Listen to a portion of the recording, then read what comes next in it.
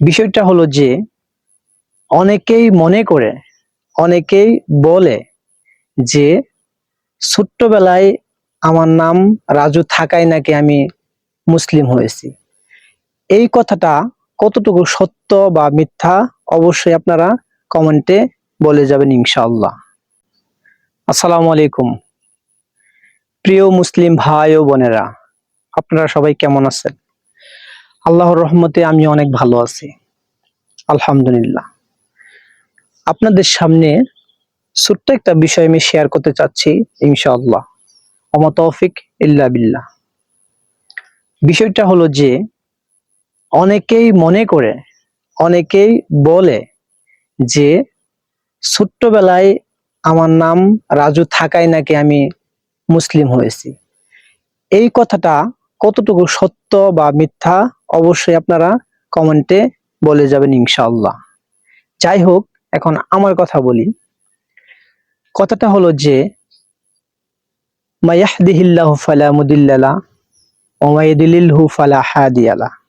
আল্লাহ বলছেন, হেদায়েতের মালিক আমি, যাকে চাই ইচ্ছা তাকে হেদায়েত দান করি, আর যাকে ইচ্ছা হয় না তাকে আমি হেদায়েত দান করি না।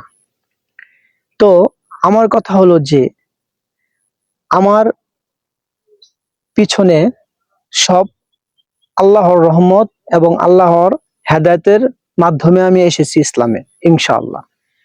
আমি বিশ্বাস করি না ছোটবেলায় নাম মুসলিম বা হিন্দু, এটা আমি বিশ্বাস করি না। কারণ অনেক মুসলমানের নাম আছে ছোটবেলায়, জয়, স্বপন, কাঞ্চন ইত্যাদি নাম আছে। তো অনেক হিন্দুর নাম আছে ছোটবেলায়, রাজু, তারপর অনেক মুসলমানের নাম আছে, যাই হোক ইত্যাদি। আমি ভিডিওটা এত বড় করব না ইনশাআল্লাহ। তো তাই বলে কি সে মুসলিম হয়ে যায় বা হিন্দু হয়ে যায় নামের কারণে? না। তবে মুসলমানদের মুসলিম নাম রাখা উত্তম, কেননা কাল হাসরের মাঠে তাকে নাম ধরে ডাকা হবে, যে অমক তমক নাম ধরে ডাকা হবে ইনশাআল্লাহ। যাই হোক, আমার কথার মধ্যে যদি ভুল থাকে অবশ্যই বলবেন ইনশাআল্লাহ।